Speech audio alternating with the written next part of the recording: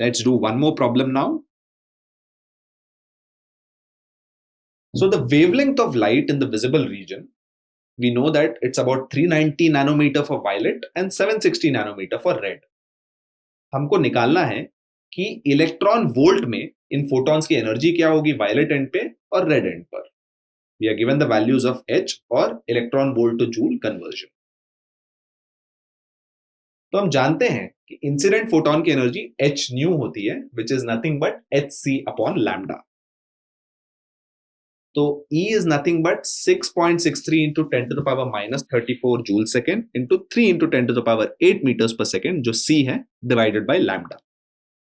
So this is the expression for energy अगर हमको lambda दिया है. तो violet light जिसके लिए lambda 390 नैनोमीटर है, उसकी एनर्जी होगी the value divided by the wavelength of violet light, which is 390 nanometer. That turns out to be 5.10 into 10 power minus 19 joules. इसको इलेक्ट्रॉन वोल्ट्स में कन्वर्ट करना है. I will divide it by 1.6 into 10 to the power minus 19 joule पर electron volt.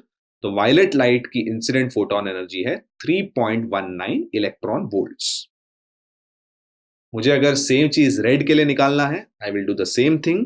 Incident photon energy निकालूंगा मैं Hc by lambda से, और फिर वो जो एनर्जी जूल्स में आता है उसको डिवाइड करूंगा by 1.6 into 10 to the power minus 19 joules पर electron volt to obtain 1.64 electron volts as the energy of a red photon.